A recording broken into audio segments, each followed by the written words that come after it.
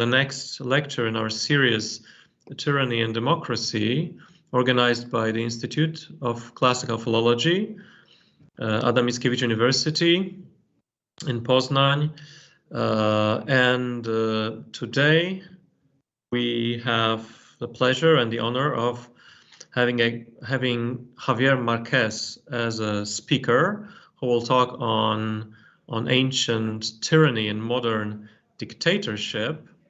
So I will just say a few words about our speaker. He's an associate professor in political theory and political science at University Wellington, New Zealand. And his research focuses on non-democratic politics in the modern world.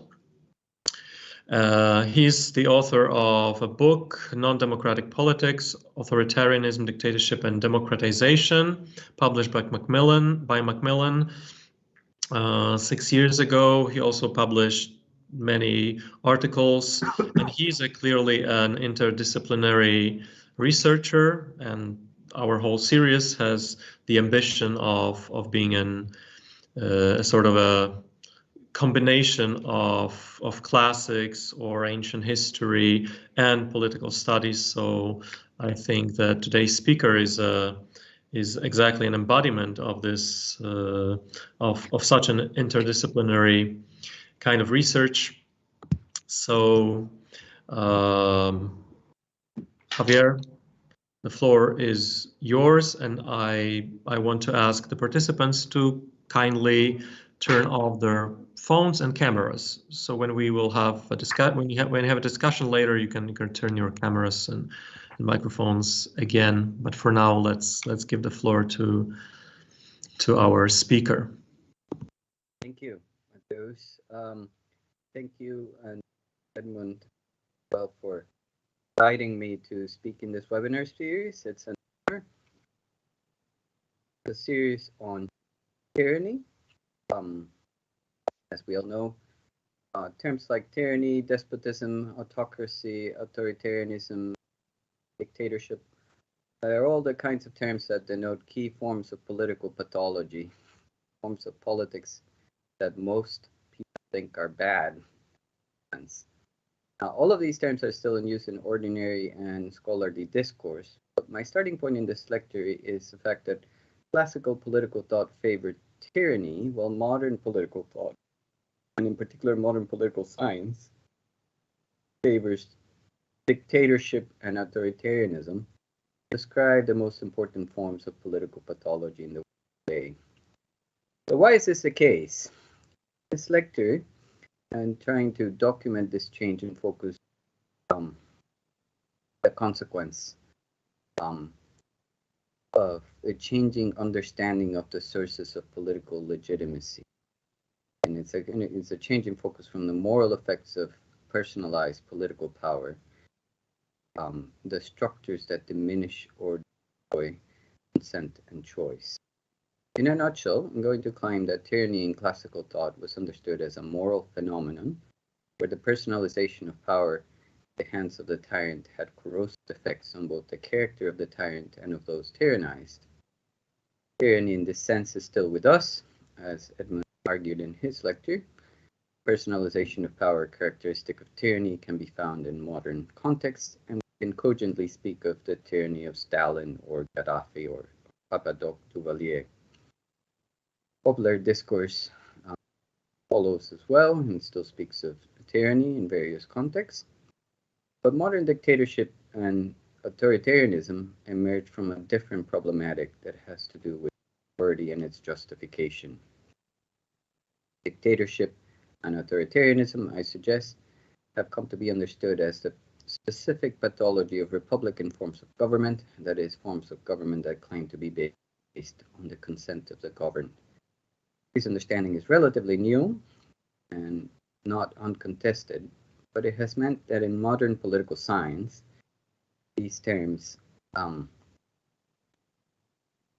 now point to structures, to regimes, political regimes in which consent and choice are coerced, manipulated, or made null and void in ways that are not always incompatible with the forms of democracy or the exercise of impersonal power. Now, Dictatorship itself still has connotations of that's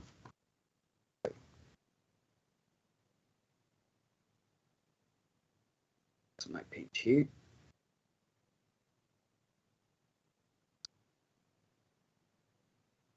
So dictatorship itself sometimes still has connotations of personalized power. That personalization is understood more through its connection to a lack of consent today than to its morally corrupting effects on the other. And the rest of this political philosophy thought of tyranny primarily in terms of its effects, moral effects, rulers and rule. And I'm then going to trace the careers of three other important terms. First, dictatorship, and then more briefly, and indicate how each of them came to reflect concerns about authority, consent, and choice in modern political contexts. Finally, I show how this emerging understanding of dictatorship has meant that modern non-democracy has a multifarious character into both confusion and controversy, especially as the ordinary understanding of dictatorship still harkens back to the classical notion of tyranny. Everyone in this audience will know the terminology of tyranny has Greek roots. It appears to have denoted the monarchies set up by usurpers, that is, people without hereditary right, 6 centuries BC. But tyranny as a specific theoretical term with a negative connotation emerged from the efforts of Greek thinkers to classify and evaluate political arrangements. Are particular political regimes good or bad for people's characters, and accordingly for their ability to lead good lives? That's a question that was raised.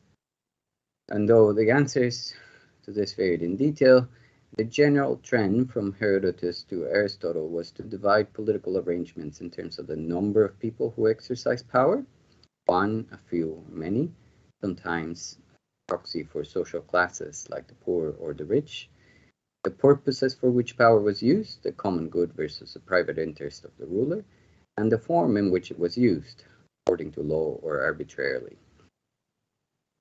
Plato's statesmen, for example, these distinctions led to a sixfold characterization of political arrangements, including 3 good forms: monarchy, aristocracy, and law-constrained democracy, and their corresponding bad forms: tyranny, oligarchy, and lawless democracy. A classification that was further systematized by Aristotle in Book 3 of the Politics and remained in use well into the early modern period, with some just modifications and simplifications. Now, these classifications presented ideal types, which were often just a starting point for further analysis and evaluation, including the analysis of mixed forms of constitutions, so like the theory of a mixed constitution as a balance between, say, democracy, monarchy, and oligarchy. And in the political sociology of, for example, Aristotle, further into detail about the varieties of, say, forms of democracy in Politics Book 4. Later writers introduce other mixtures and so on, although the general tendency was towards simplification of the classifications. But while they differed in their detailed evaluations of the merits or demerits of particular regimes or of the mixed forms, they all nevertheless agreed that tyranny, understood as the government of a bad or unjust monarch, that single ruler who had managed to acquire a great deal of personal power, was the worst form. So, the badness of tyranny for those under its sway was never in doubt. The tyrant is bad for those he rules, because he treats them unjustly, as slaves, subjects to his private desire. Here we also see the beginning of the parallel career of another term for political pathology, the despotes, master of slaves, which Aristotle dismisses as a non-political form of rule in Politics, Book 1. But there's nevertheless a kinship. Tyranny appears as a form of rule which gives the most extreme scope to the desires of a single individual. The tyrant is able to pursue his particular desires with the largest amount of power. So many classical writers were concerned to demonstrate then not only that tyranny is bad for those who are ruled, it's obvious to them, but for the rulers themselves. So they tended to describe the tyrant's situation so as to show that he could not be truly happy. So in Xenophon's Hero, for example, book, a dialogue which is discussed extensively in Strauss's book on tyranny, has been mentioned in this lecture series before. Poet Simonides and the tyrant Hero discourse on whether the tyrant is happier than a private individual. And Hero is going to argue that the tyrant cannot be happy so long as he enslaves others to his will, while Simonides encourages him to rule more like a king than like a tyrant. To be happy, that is, to pay attention to what others in the city require. Now, and of course, Plato's Republic, Book 9, is justly famous for its description of the tyrannical individual, someone who is dominated by his non-rational and lawless desires. Now, these portrayals of tyranny, we're well aware of the tactics that tyrants use to maintain power. So in the end of the Politics of Aristotle's book Politics, Book 5, discussion of what tyrants do to maintain power. Xenophon's Hero also has some discussion of what the tyrant must do to maintain power and so on. And they are also aware that the overriding concern of the tyrant is with its preservation of his power. But they nevertheless tended to focus less on the mechanics of power, on how do tyrants remain in power, than on its moral effects on the tyrant, on how the tyrant is figured. The soul of the tyrant is disfigured by desire, the loss of rational control, and in general, the warping of the soul that made happiness possible for both ruler and ruled. The point was to depict tyranny as an unattractive prospect for potential tyrants, by showing that being placed in a position that seemed to promise the satisfaction of all desire was ultimately self-defeating. And the cure for the unhappiness of tyranny was therefore virtue. The ruler must rule in ways that are for the benefit of his subjects, not himself, with moderation and self-control. And in doing so, he will directly benefit himself also. So the distinction between monarchy and tyranny is seen as not institutional. It's not a matter of the particular institutions, monarchy versus those in tyranny, but a matter of character. The king is a tyrant who has become virtuous. Despite some loose talk of consent or voluntary obedience in some passages of Plato, moreover, the problem of tyranny is never characterized primarily as one of rule over unwilling subjects, but as one of rule against the common good and without law. Now, true that Plato in the Statesman does refer to this distinction between tyranny understood as rule over unwilling subjects and monarchy understood as rule over willing subjects. And voluntary obedience was pragmatically seen as a good desideratum of, but it's not seen as a key measure of legitimacy. Similarly, though writers take for granted that tyrants do not have proper right to their office, typically achieved by violence, their right to use power is a subject of extended discussion. What distinguishes the king from the tyrant is the justice of his rule, not the fact that the king is more likely to be voluntarily accepted by the subjects, or that he has a hereditary right to his office. Indeed, in the Platonic tradition, the only legitimate title to rule is knowledge or virtue, not consent or hereditary right. And while Plato's position on this point is especially extreme, it is striking that no other classical writer I'm aware of makes much of the distinction between the monarch's right to rule and the tyrant's illegitimate use of power. Now, tyranny is not only associated with monarchy, but was also often understood as a specific pathology of democracy. Indeed, the tyrannical individual emerges from the corruption of a form of democracy in Plato's famous description of the cycle of regimes in Republic, Book 8.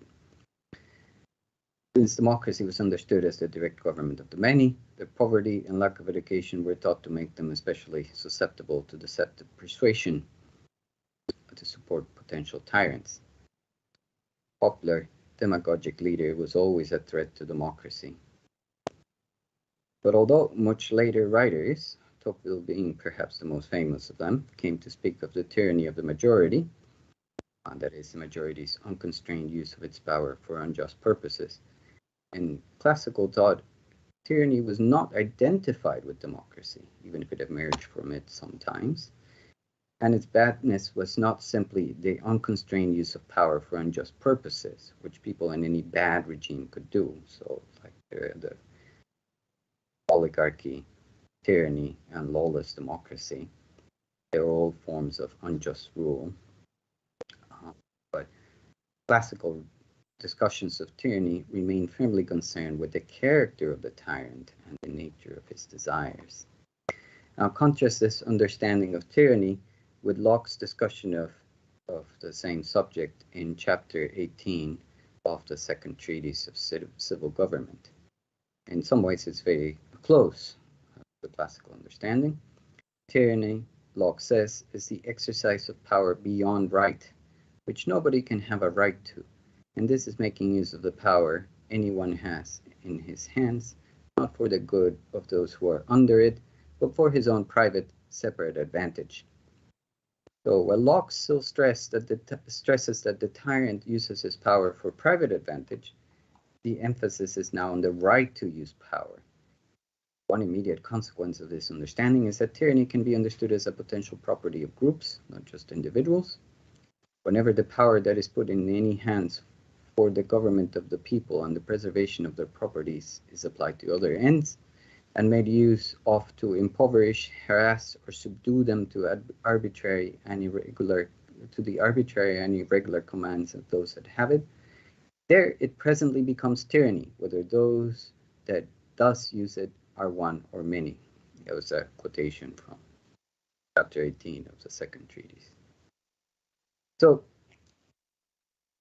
this new emphasis on right and authority, characteristic of writers in the social contract tradition, illuminates a larger shift in the terminology of political pathology, best seen in the increasing use of dictatorship and despotism from the 17th century onwards as terms for political pathology. So let me show you some images here.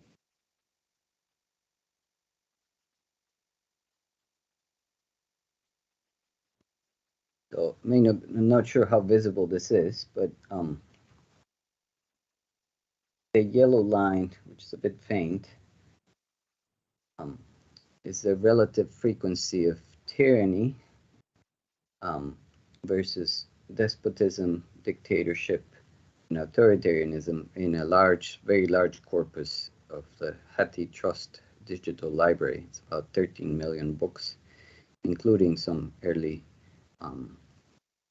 English imprints from the 16 and 1700. Now, this is only illustrative. It does not include every book published. But what we see is that from the beginning of the 18th century onwards, tyranny becomes a term that is less used. It's a decline in the use of tyranny relative to other terms like despotism. And in the beginning of the late 19th century and the beginning of the 20th, we see an increase in the use of the term dictatorship. By the mid 20th century, we also see an increase in the use of the term authoritarianism. Similarly, with the terms despot, dictator, tyrant, and authoritarian,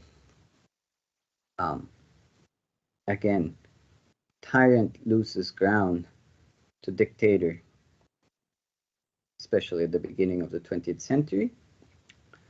Despot increases in the middle of the 18th century, and authoritarian in the 20th century. There's now this is only indicative. It only includes English language books. Much of the discourse on tyranny was not necessarily conducted in English. There's a lot of Latin books that wouldn't be included here. But in any case, the key point I want to make is that there is a long trend in elusive forms of describing what goes wrong with politics. Let me go then to dictatorship. So, dictatorship, unlike tyranny, which has Greek roots, has roots in Roman legal thought. In early Republican times, the dictator appears to have been a magistrate appointed to an office with extraordinary or enlarged powers for a strictly limited period and for a specific purpose, say engaging in war or quelling domestic sedition.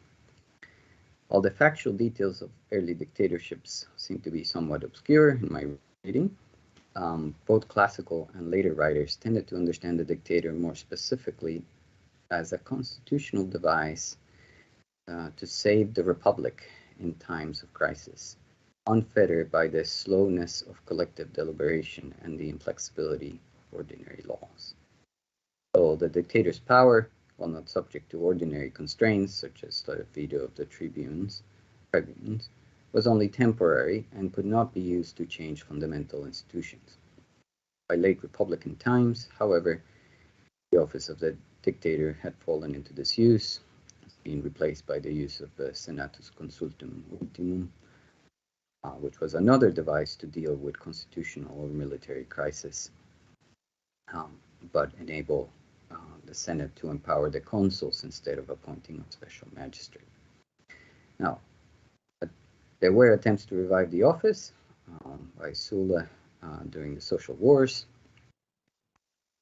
and then Julius Caesar during the civil wars. Sulla was appointed dictator in 82 BC to 79 BC.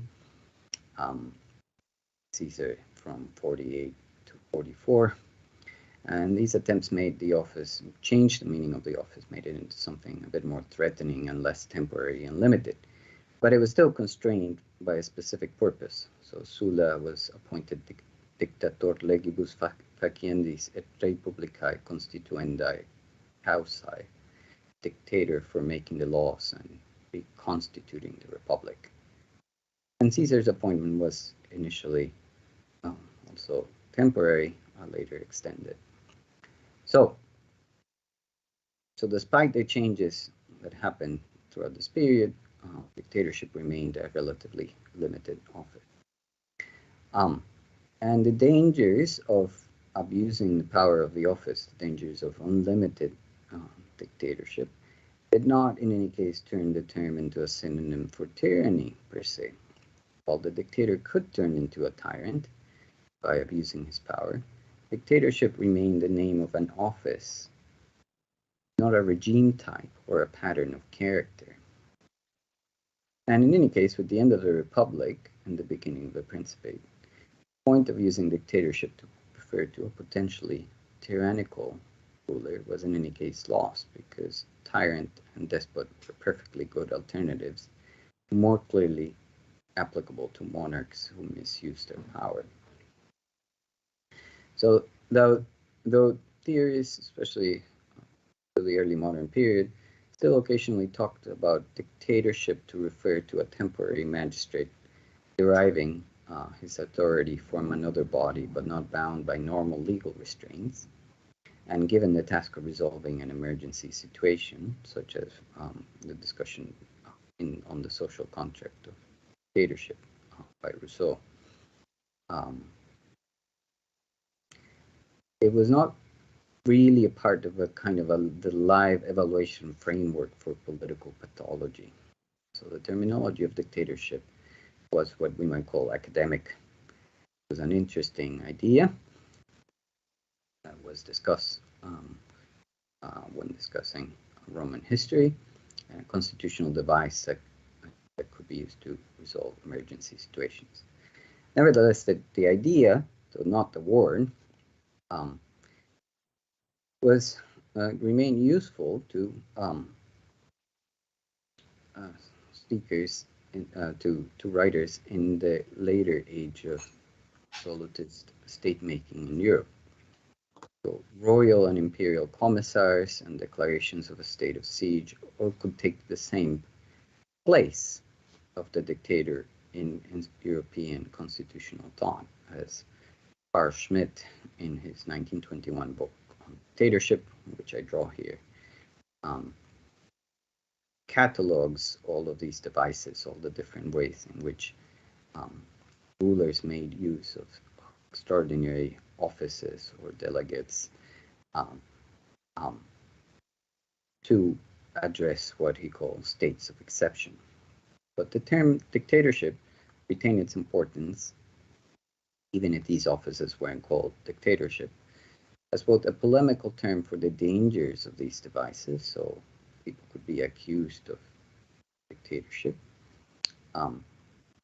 and as a plausible model as well for how to integrate them into a constitutional structure. And as Schmitt noted, this all became more important with the rise of thinking about sovereignty in the 17th century. Now, discussions of sovereignty are concerned with the justification of authority, not whether a ruler uses his power for good or ill, but whether he has the authority to use power in any particular way. The concept of sovereignty, as understood by many writers in the age of absolutism, presents a particularly extreme in the continuum of answers to this question. So the sovereign has the supreme authority. He has the authority to use power in any way, good or ill. So not every theorist agreed with this understanding, as so in the quotation I read from Locke, thought there were some uses of power that nobody has a right to, and so a tyrant couldn't be truly sovereign. But the majority view, I think, exemplified by thinkers as diverse as Hobbes and Baudin and Filmer, of sovereignty as supreme authority, meant that tyranny and monarchy could not be distinguished from one another on the basis of their right to use power. So for Hobbes, tyranny is monarchy misliked, puts it in chapter 19 of Leviathan. For they that are discontented under monarchy call it tyranny. But both tyrant and monarch are equally sovereign from this perspective. Similar point was made by Filmer in his Patriarcha, against which Locke was arguing, even though Filmer has a very different idea about the basis of sovereignty from Hobbes. Hobbes draws on consent. Filmer has a patriarchal or genetic understanding of the basis of sovereignty. Moreover, as Hobbes prefigured and writers increasingly argued, absolute sovereignty became increasingly thought of as based on the consent of the governed, not simply as a characteristic of democratic forms of government. Hobbes is very clear, sovereignty in any form that the sovereign always depends on the consent of the government, of the governed initially, but this is not necessarily leading to a democratic form of government. Sovereignty in all political regimes was increasingly seen as dependent on people's implicit or explicit authorization of the sovereign body. And as time went on, it was increasingly seen as something that needed to happen through the ratification of a constitution, an election, or some other representative mechanism. But if sovereignty, by construction, comes from the consent of the people, then the people retain an ultimate absolute authority, which Sieyès called the pouvoir constituant during the early debates of the French Revolution, the power to create a constitution or a state, which could in principle be exercised at any moment and used to set aside pre-existing constitutional norms. Thus, while sovereignty is seen as typically exercised in some mediated form through laws and constituted bodies, it is characteristic of the sovereign in this discourse, be it the king or the people, the pouvoir constituant, that it can make new law, set aside law, or even intervene in ad hoc ways to address a crisis that threatens its existence. So, within this understanding of sovereignty as absolute authority, a dictator's position is slightly problematic. So the dictator has wide powers not limited by existing law. On the one hand, you could see the dictator as what Schmitt called a commissar, or a delegate of the sovereign, granted absolute powers to resolve an emergency, though still bound and accountable to the sovereign. This is indeed the way that Schmitt argues the dictator is understood until the late 18th and early 19th centuries. On the other hand, if those powers are sufficiently large, or the situation he must deal with sufficiently broad, the dictator becomes another sovereign, as it were. He's able to change the constitutional framework itself. So this fundamental ambiguity, Schmitt comes to argue, is not resolved by putting elaborate constitutional limits on dictatorship. Instead, the dictator must have enough power to deal with the state of exception. And as Schmitt argued, sovereign is he who decides on the exception. The dictator then appears as a kind of doppelganger or double of the sovereign. So in important respects like the sovereign, but without being the sovereign. In principle limited by a specific crisis situation. We could consider here, for a contemporary example, how many measures used during the pandemic in many democracies that limited people's rights quite drastically were justified as emergency measures. In some ways, these represent classically dictatorial measures in the commissarial sense described by Schmitt. There are measures that are limited so much by pre-existing rights or rules, but by the situation. And they're rooted, I'm not saying they were illegal or anything like that, they're rooted in forms of legal authorization that granted wide powers to health officials. This is the kind of emergency device that recurs in various forms. Schmitt's discussion of dictatorship. Still quite limited in some ways. The more unlimited the situation a dictator faces, the more he becomes like the sovereign. To the point that it no longer makes sense to speak of a commissarial dictatorship. Schmitt talks about sovereign dictatorship instead. For a variety of reasons, dictatorship as such, name dictatorship, term dictatorship, came to be increasingly understood in sovereign terms, the dictator as a temporary kind of sovereign power. While other legal mechanisms, such as legislation under urgency, the declaration of state of siege, emergency, etc., took the place of a commissarial dictatorship. Now, the important point here, for our purposes, is that dictatorship remains tied to questions of authority rather than character. And as noted, these questions came to focus increasingly on the consent of the people from the 17th century and so onwards. From that perspective, dictatorship could either be seen as a necessary use of authority to restore popular sovereignty in the face of the recalcitrance of partial intermediate bodies, the aristocratic bodies, for instance, or internal enemies, or as a usurpation of that same sovereignty. And to the extent that the dictator was understood to have a right to kind of normatively unlimited power, it was increasingly seen as a commissar of the pouvoir constituant of the people rather than of the monarch. In any case, the emergence of republicanism in the 19th century gave the term dictatorship a new lease on life, partly because the acute problems faced by many of the new Latin American republics at the time made dictatorship seem useful in political struggles, justifying the assumption of supreme power to resolve existential crises to these republics without abandoning the presumption of popular legitimacy. Indeed, the early rulers of many of these republics still occasionally took the title of dictator without embarrassment. Simón Bolívar was formally dictator 3 times during the wars of independence in the territories that eventually became Venezuela, Colombia, Ecuador, Bolivia, and Peru.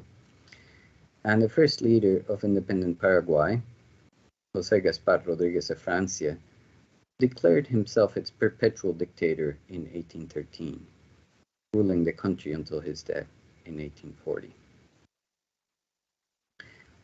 Moreover, though the term dictator eventually acquired a negative connotation again in many of these republics, especially if rulers showed any signs of wishing to remain in power forever, the idea itself that it is sometimes justifiable to disregard the constitution in order to save the republic is extremely common in the many justifications for military coups in that part of the world and elsewhere.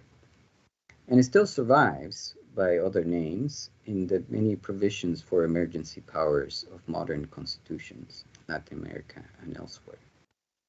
So, what I want to say here is that dictatorship is not clearly connected to a negative evaluation, and it's not connected to the character of the office holder. There's another ways in which there's a positive connotation of the term dictatorship, which also appeared in Marxist and fascist circles. So in the dictatorship of the proletariat for Marx and later Lenin, it's not problematic rule of a single individual or group, but the sovereign power of the working class, organized to crush its enemies without the constraints of law, to accelerate the transformation of the old order. And it was itself still retained in that sense that it was something temporary, because it was supposed to vanish with the coming of the new order. This usage still survives in the Chinese constitution, which speaks of the Chinese Communist Party leading the People's Democratic Dictatorship. Again. And in Marxist thought, dictatorship remains tied to democracy as a transitional phase towards deeper, fuller democracy. It's even associated, in my view, with the main organizational innovation of Republican politics, a political party. Dictatorship of the party rather than of the given individual. Now, similarly, some early 20th century fascists spoke of dictatorship in positive terms, drawing on the same classical sense of dictatorship as a tool for resolving great national crisis. Schmidt himself justified Article 48 of the Weimar Constitution as something that enabled a much needed power, that commissarial dictatorship. And although fascists had a much greater estimation of the leader figure, they still seem to have been to understand the dictator as essentially channeling popular consent, crush the enemies of the people. People, of course, understood in exclusionary terms. Now, because the key characteristic of the dictator is that he need not consult or require the consent of those he acts upon, and he can set aside established rules, suspend the law and the constitution, because he must act quickly to resolve an emergency situation. Dictatorship as a whole came to signify this kind of impairment of consent and constitutionality, either temporary or not so temporary, and thus eventually became a catch-all term for all non-democratic patterns of rule. So ideas about dictatorship nevertheless remain parasitic on ideas about the sovereignty of the people. The dictator in the modern world always acts to restore democracy. It is characteristic of even the most brutal dictatorships that they claim to be both transitional and to be promoting some form of democracy, from the people's democracies of the Soviet-inspired regimes to the authoritarian democracy of Augusto Pinochet in Chile, the organic democracy of Francisco Franco in Spain, and the neo-democracy of Trujillo in the Dominican Republic. A kind of guilty conscience of dictatorship as the impairment of popular consent and sovereignty, which is expressed in such slogans.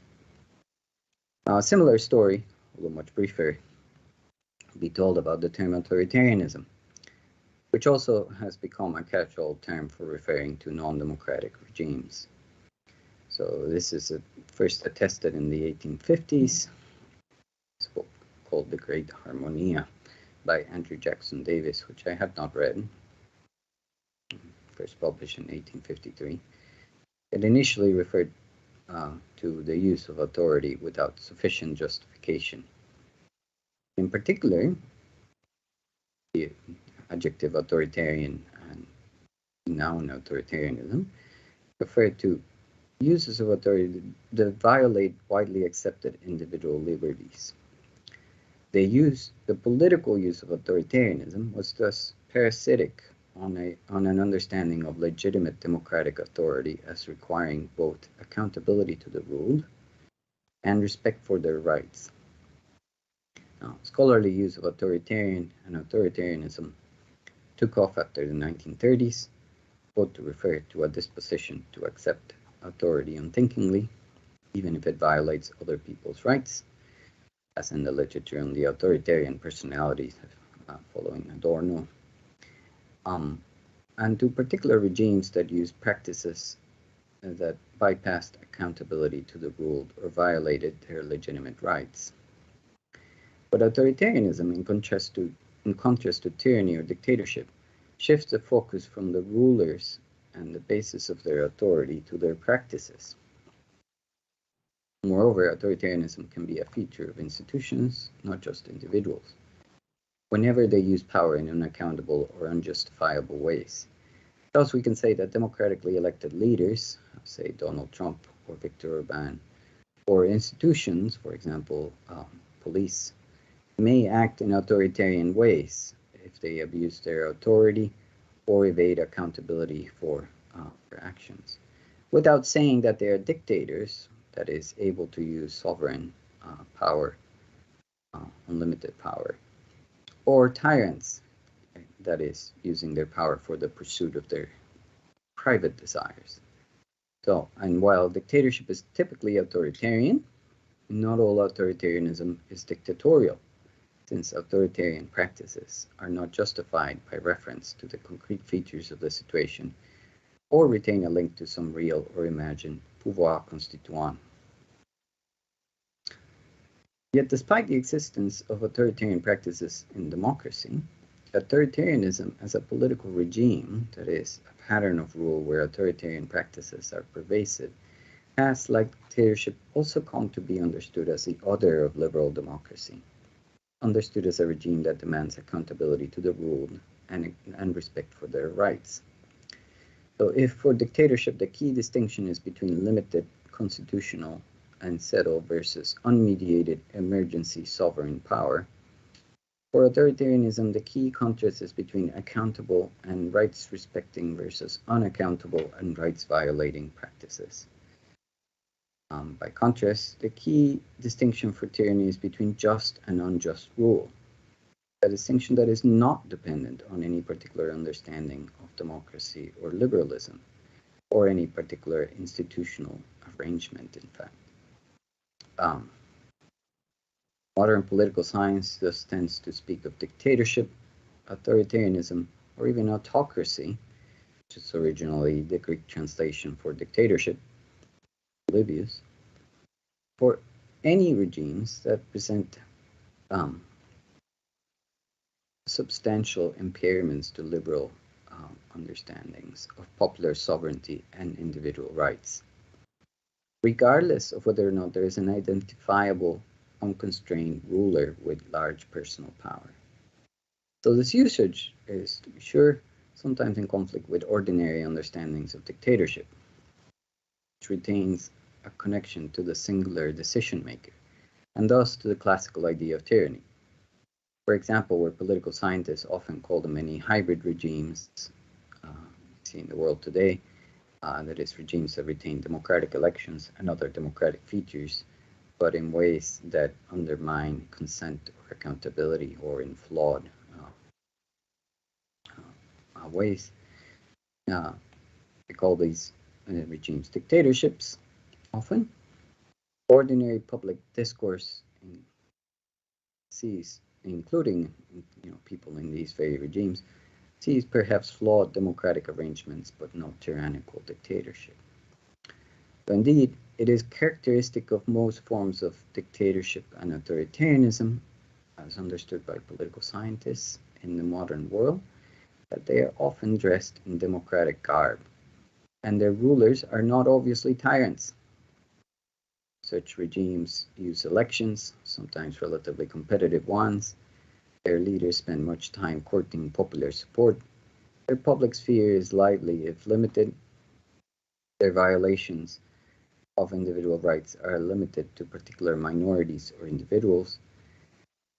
And most of them sport constitutional documents where they claim to be democracies and contain a multitude of individual rights. In fact, it's a striking fact that something over 90% of all constitutional documents in the world today make the claim that their countries are democracies and guarantee a wide variety of rights often considered specifically liberal. So, and while it is possible to find example of more straightforward tyrannies in recent history, so in the rule of Kim Jong-un in North Korea, for instance, or more obviously dictatorial practices in many 20th century military coups that suspended constitutions in the name of addressing an emergency, and led to more or less repressive forms of rule. One of the key problems for political scientists today has been to characterize how a wide variety of institutional arrangements that appear democratic, in fact, significantly impair popular sovereignty, constrain individual consent and choice, evade genuine accountability, and violate important rights. So, this ambiguity of modern dictatorship and authoritarianism, the fact that they're longer, that dictatorship both seems to appear as something that should be related to a specific emergency situation, but it's also applied to a wide variety of regimes which violate individual rights or impair popular sovereignty, has led some scholars, most notably John Keane in his book The New Despotisms, to propose reviving despotism as an alternative term for the key political pathology of modernity. So the term despotism, despot, was far more common in the 18th century, in the 19th century, and used to my knowledge in and de la Boétie's discourse on voluntary servitude, and Montesquieu's Spirit of the Law.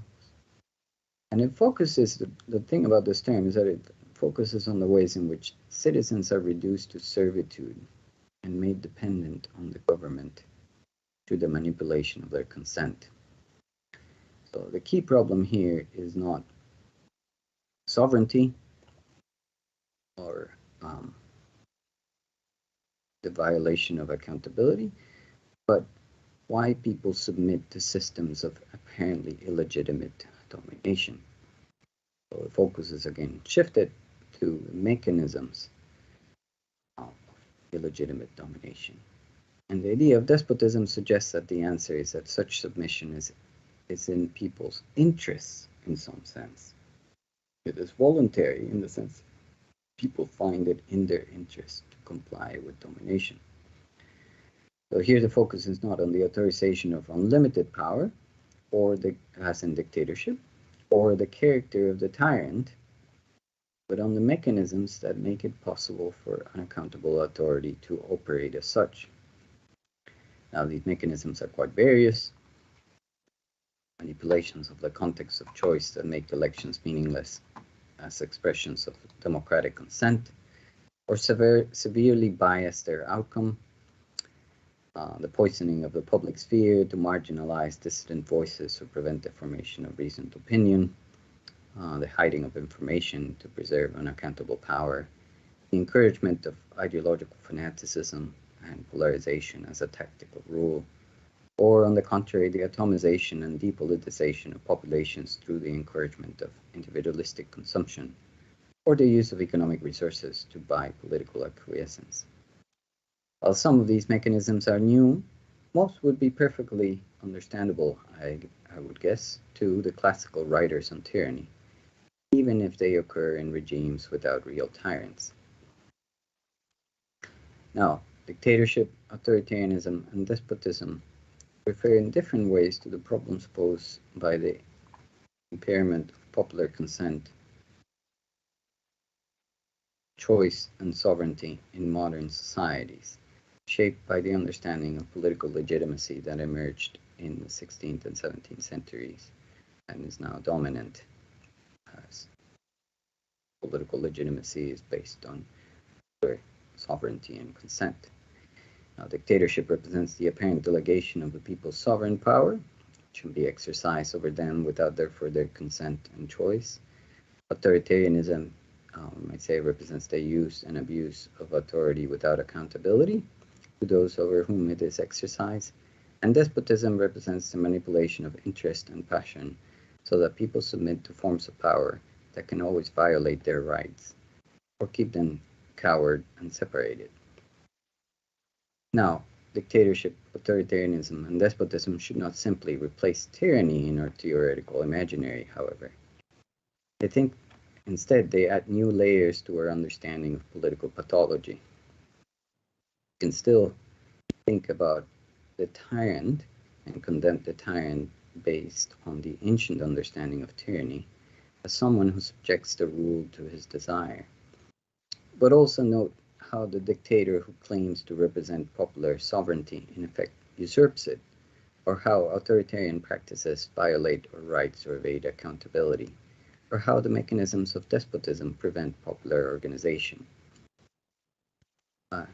These new concepts are in addition to tyranny, and they further make it possible to understand also how our democracies are not exempt from their effects. Thank you very much. I'm happy to discuss more and talk and have questions.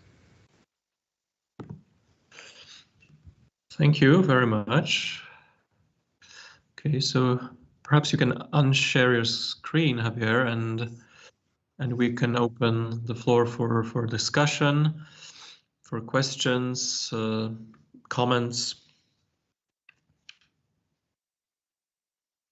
You can use the raised hand icon, or you can just turn on your camera and start to speak. I guess don't have. Oh, I can see Edward Harris is raising his hand. So please, Edward. Okay. Can you hear me? Yeah, perfectly. Yeah, great. Thank you very much. I really learned a lot, especially about modern views, and you made some very nice distinctions between despotism and other authoritarianism. I want to come back to one point which is of interest, but I want to go back to your understanding of ancient tyranny. And I think you made some excellent distinctions between, again, the Greek conception of tyranny and these modern conceptions of, say, despotism and authoritarianism. The only thing I would, again, 2 points. A lot of this, I think, is partly due to the structure of the ancient Greek city-state.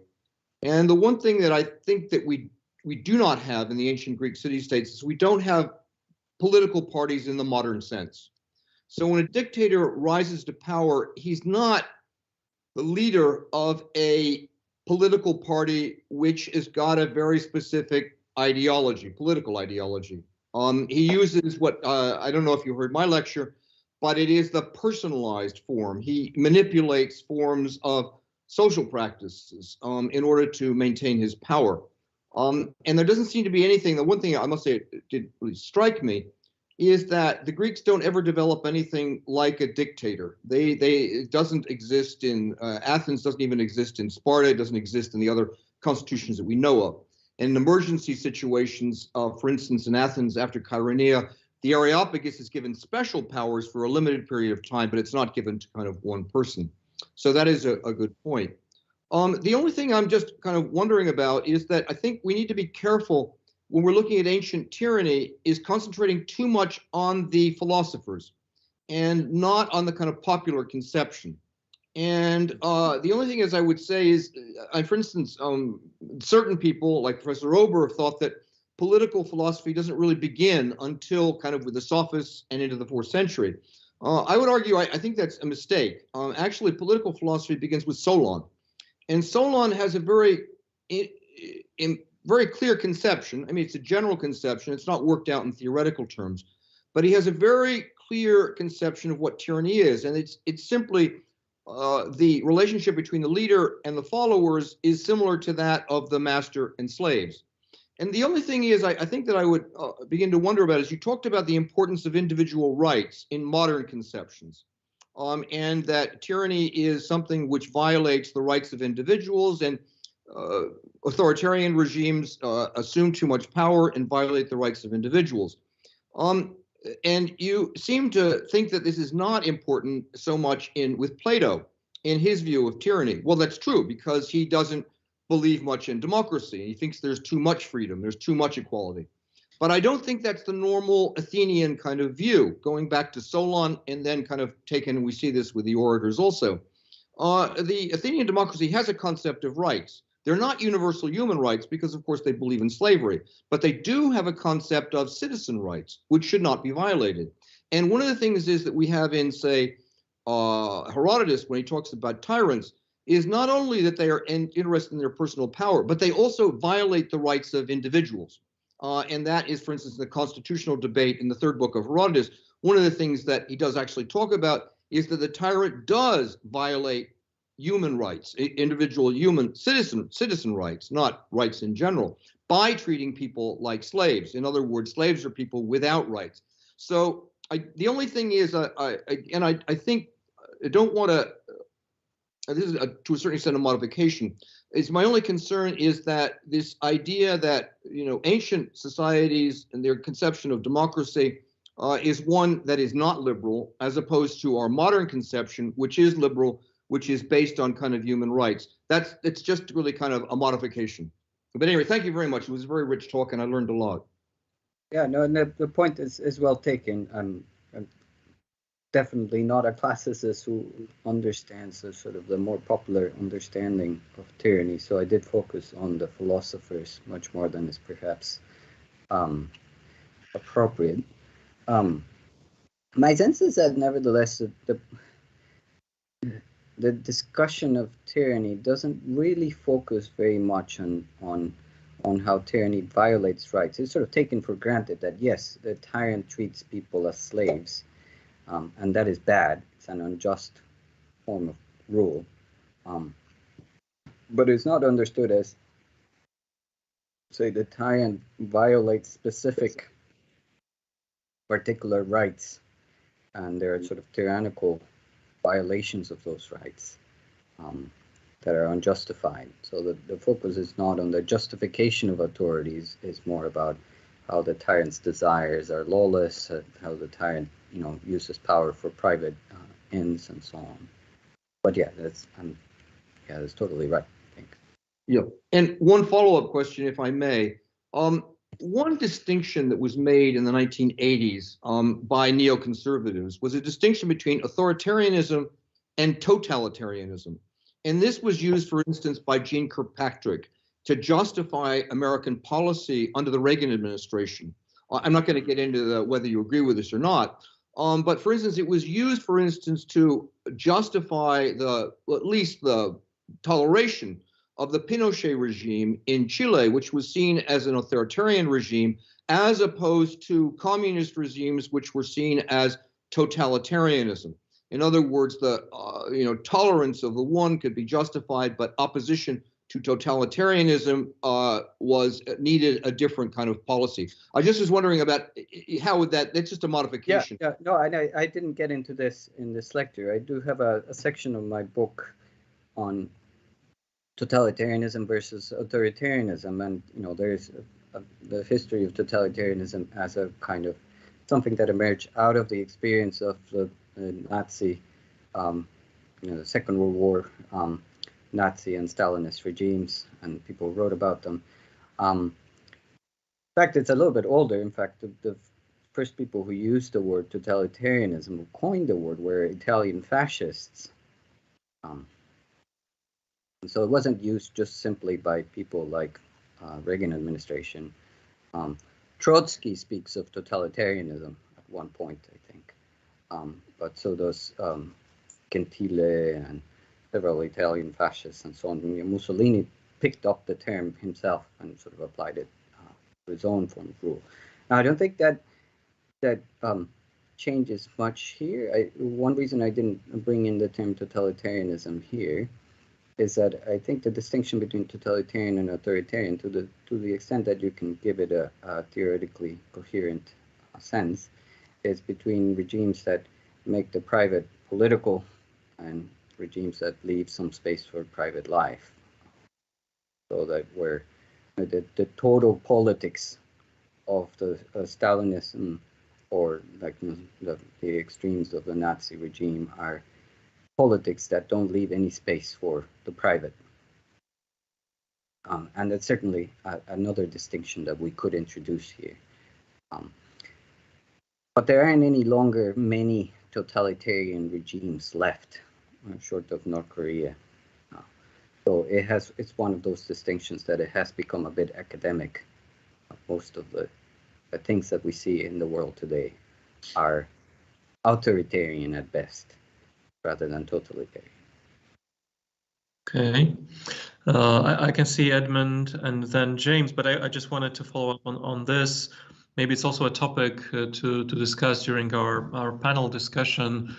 But in terms of a philosopher's view of constitution as contrasted with a kind of a popular view, which Edward talked about, because one of the Hannah Arendt also argued for a rather narrow view of totalitarianism in her book. So, for instance, as you say, many constitutions like late communism, for instance, in Central Eastern Europe, wouldn't be called totalitarianism by Hannah Arendt or other similar philosophers.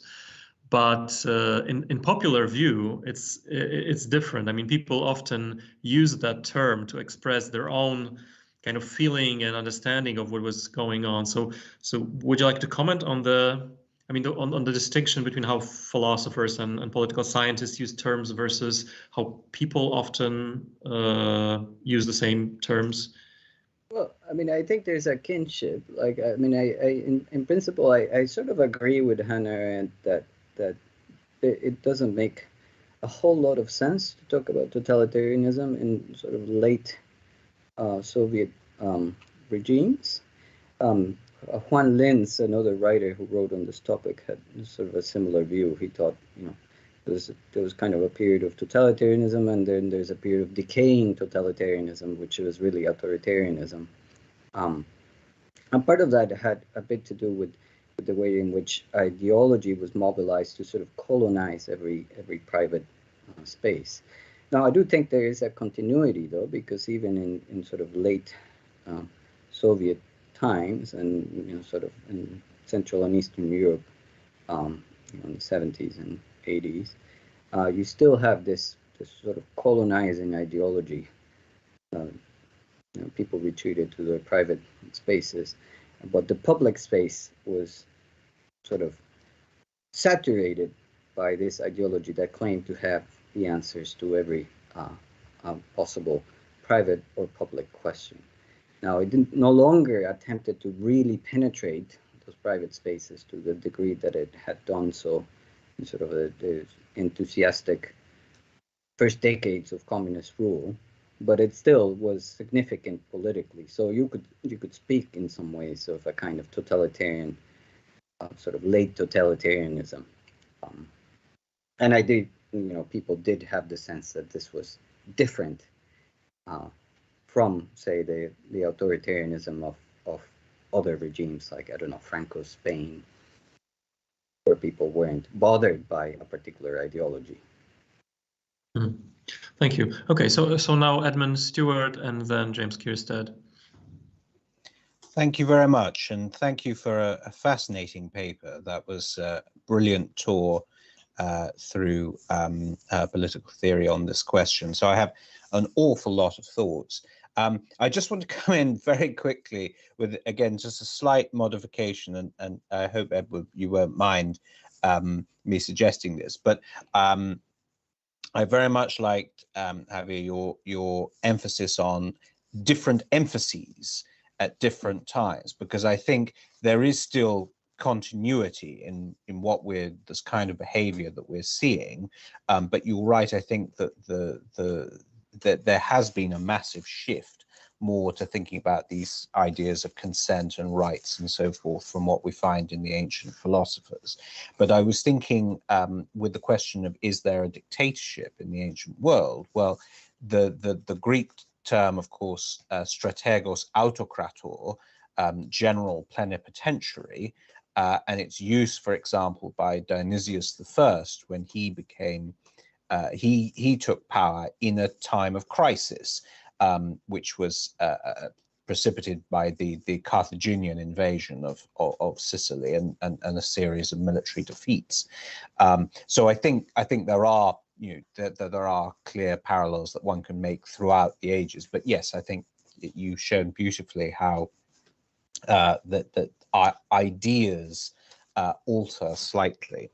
But my real question was, what's your opinion on the value and sort of prospects for maybe marrying some of these ancient and modern approaches to tyranny?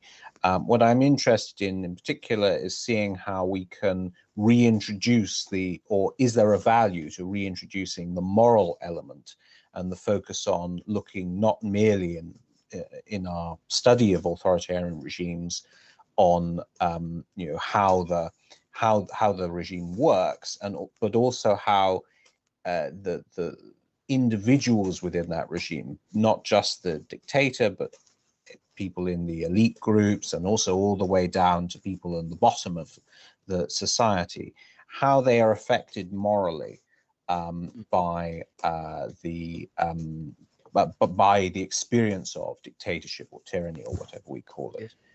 Well, that's a good question, and I think some of the political science is not very good at doing that, partly because it comes from a tradition that's more focused on questions of authority. That's kind of what I think my point was, and that we end up with these concepts like dictatorship, authoritarianism, and so on, partly because political science emerges from a tradition that focuses on questions about authority, sovereignty, rights and so on. Right? And it's still important questions, but we abandoned some of the moral discussion. And you can still see some of this discussion, not in political science work, but in sort of some of the best journalism about dictatorships or some of the best historical work. So I don't know, if you read, say, Court of the Red Tsar, a book by historian, you see the tyranny of Stalin sort of close up. Or if you read Michaela Wrong's book on Mobutu, you'd see the tyranny of Mobutu close up, and you see the morally corrupting effects of such tyranny. But it's not political science, it's sort of journalism or history in the grand sense. It's still quite important, I think, but I'm not entirely sure how you would sort of reconnect the tradition of thought that looks at the moral effects of tyranny on the ruler and the ruled, with a political science that comes from a tradition that's based on rights and so on. And just to go back to your first point about strategos autokrator, it wasn't Polybius. I mean, I think Polybius uses the term autokrator to translate the Roman dictator, right?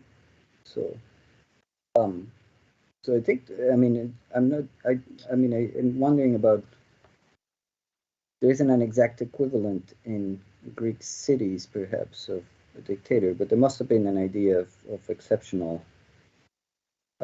emergency rule as well. Is that what, are you suggesting that there is such an idea?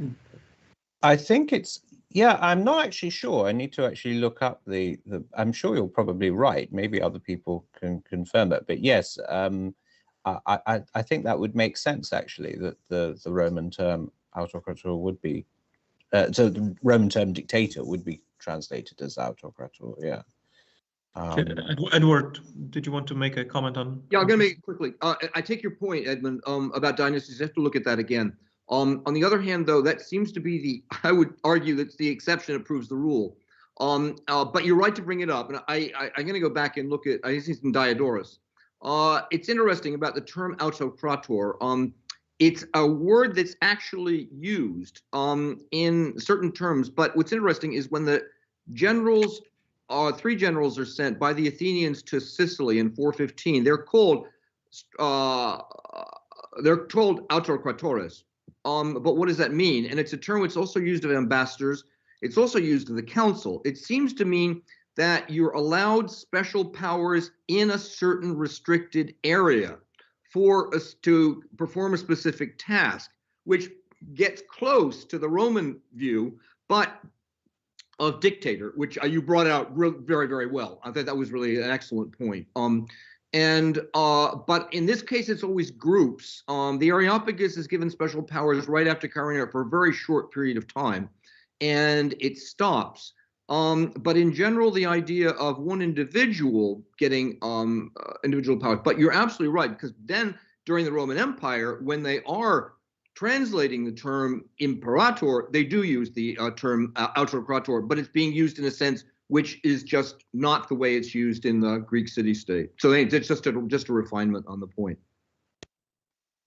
Okay, I just looked it up, and Polybius in Book 3, 86-7 seems to use autokrator as a term from dictatorship in the Roman Republic. Okay, so James. Yeah, thanks a lot, Javier. I really enjoyed that. Lots of stuff, lots of really good stuff there. One of the main things I took away from your talk from your lecture is a concern with legitimation, right? You're basically saying that this is where a lot of the action is. There's a difference in the way that the ancients and the moderns looked at how states or how regimes are legitimized. I was trying to think of the sort of snatches of ancient democratic theory that we have. Not many, and unless I'm missing something fairly major, it would seem that questions of legitimization or the strategy of legitimizing regimes through consent is not to the fore. I'm thinking, I mean, what's to the fore is more things like you've mentioned already. I think stability, there's also links with things like, Xaviera that I was talking about, isonomia, so ideals of equality, sometimes of freedom as well. So I think of Protagoras' great speech, which, as you know, is one of my favorite, what I think of as a snatch of democratic theory. One of the difficulties with that, I mean, one of the reasons that people have actually argued about whether it's a bit of democratic political theory or not, is because it's so thoroughly social. I mean, it seems to be about, people are, okay, it talks about the polis, but it's all about how individuals are endowed by the gods with dike and eidos, right? So a sense of justice and a sense of shame. It's not really about, how certain rulers or how certain regimes are legitimized. So I think, here again, one of the major differences might actually be a split between ancient and modern states. And this is another controversial topic. I know that Edward has written on this. And I would want to argue that, ancient states had less of a separate Weberian state apparatus. I would stress less there. I mean, I don't take the view that some have that, the polis just wasn't a state and there was no sign of a state at all. I think it was a state. I just think, it was very much closer to the citizens. So when the ancient Greeks thought about democracy, they weren't really thinking as we might of, okay, there's going to be rulers. How do we legitimate that? How do the people conceived as sort of quasi-separate consent to rulers, or consent to certain people being in the position of rulers? It's more that the citizens are ruling and being ruled in turn, as Aristotle says. And that's why Protagoras has this thoroughly social view. Really, the polis is conceived in that speech as a form of collective action. So it seems to me that for the moderns, we're all Schumpeterians in a sense. I mean, I think of this in terms of Schumpeter's view, that basically, and Popper, I think, took a similar view.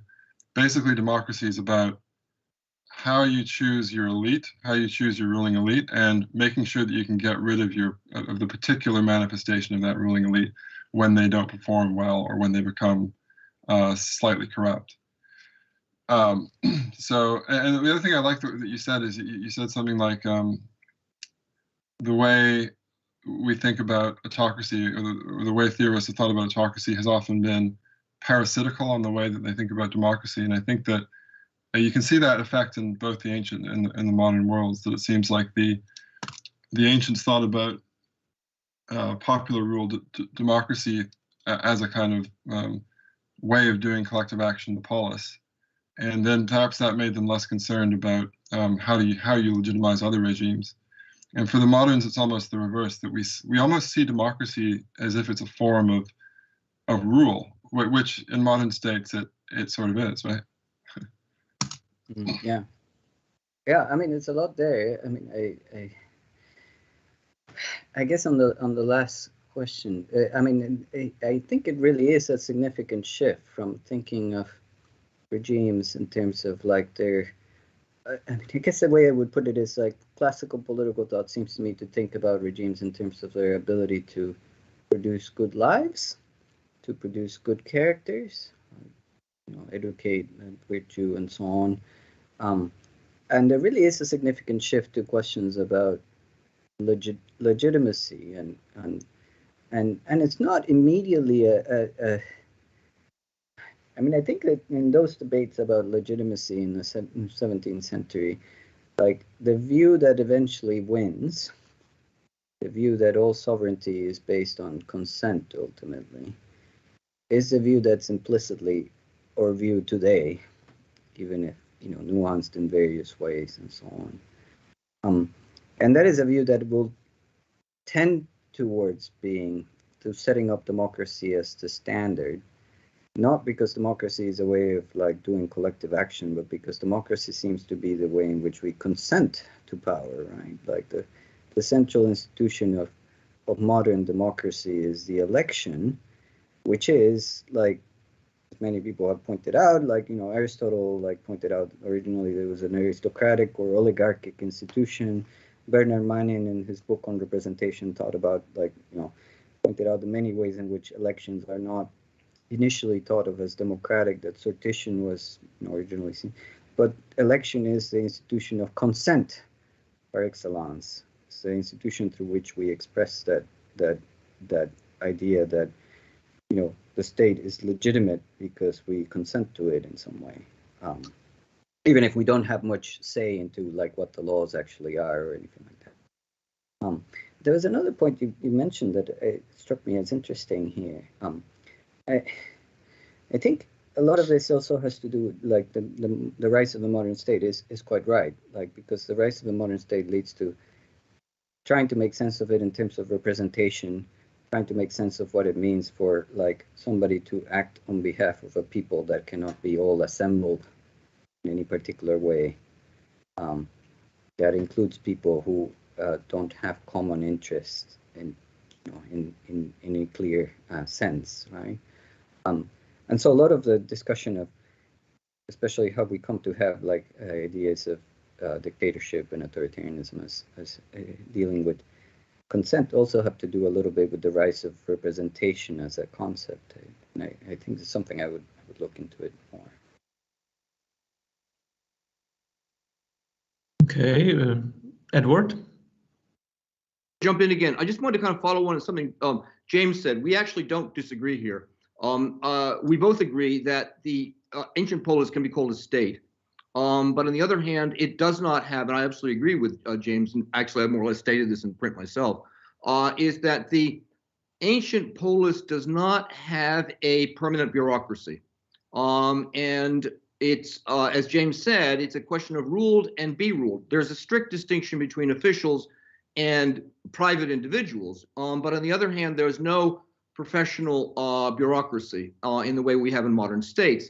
And that makes the takeover very different. When a tyrant comes in, he has his, again, in the Greek city-state, he uses his personal connections, and I want to get back to one of the ways he does it, as opposed to Hitler, for instance, when he was essentially created dictator by the Enabling Act of March 1933, was able to actually take over an entire bureaucracy, an entire legal system, all the police, and eventually, actually, he was able by 1935 to take over the army after Bloomberg was kicked out.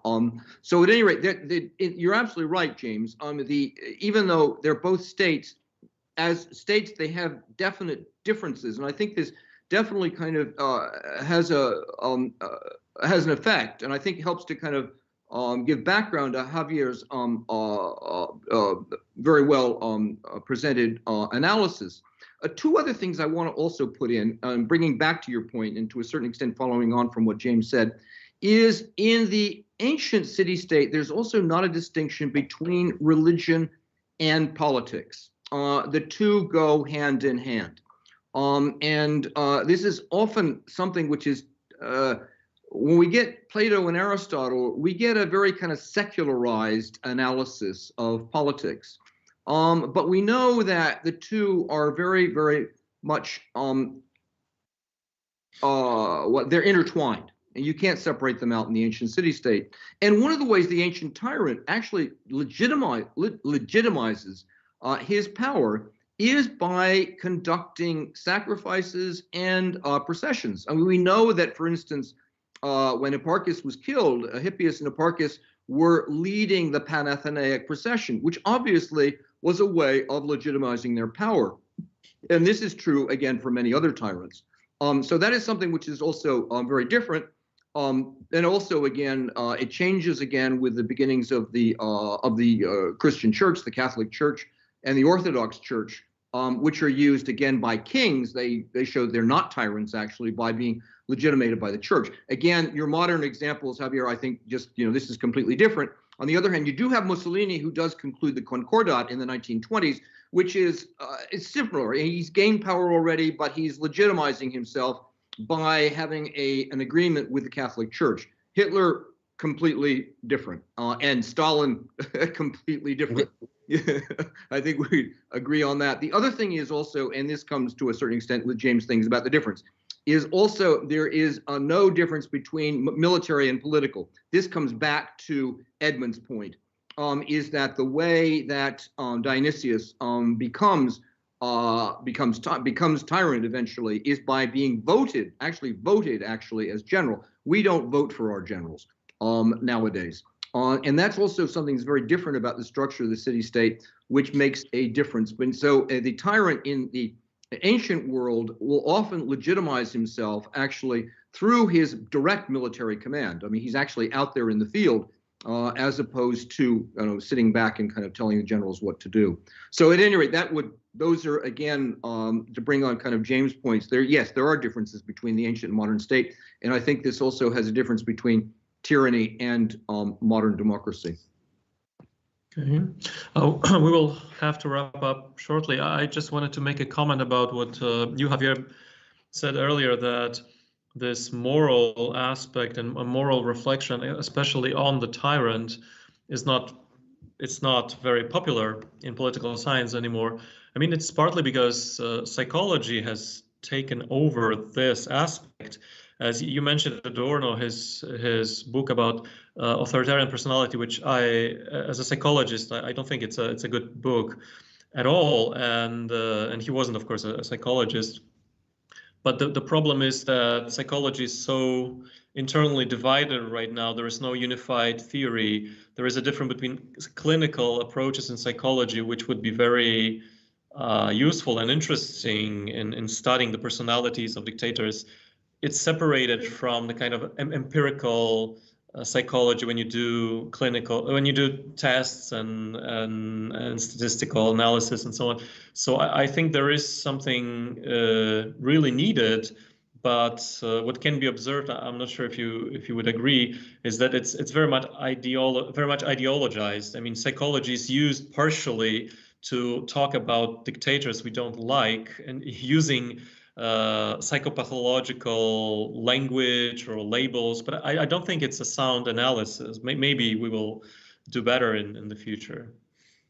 That's a really excellent point, and I hadn't thought of it. But yeah, it's true that psychology does have modern psychology does spend a lot of time talking about not only the authoritarian personality, but also thinking about the sort of psychopathologizing the particular leaders. And yeah, I mean, it's interesting. It's a more general modern tendency to speak about Hitler, Stalin, or from a different angle, people like Donald Trump, not in terms of not only in traditional terms of immoral people, but in terms of sick people, which completely changes the outlook, because it's something completely different if someone is crazy and if he is immoral, as Plato, for instance, famously argued. So that's another interesting topic here.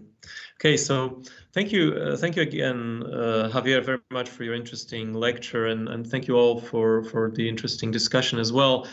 After we had 4 lectures already, and now it's time for our first panel discussion with our 4 first speakers, and the panel discussion will be on the 27th of January, 9 a.m. in the morning, Polish time. So I will send out the email with the information and the link. So we will have Edmund Stewart, Edward Harris, James Kierstead, and Javier Marquez, and I will chair the meeting, and we will try to talk in more general terms about all the 4 lectures and about all the topics that were raised. And I hope it will be a more kind of lively discussion, which we already had and are having.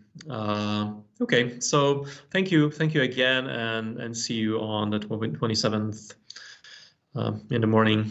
Thank you again, Javier, and all of you. Goodbye.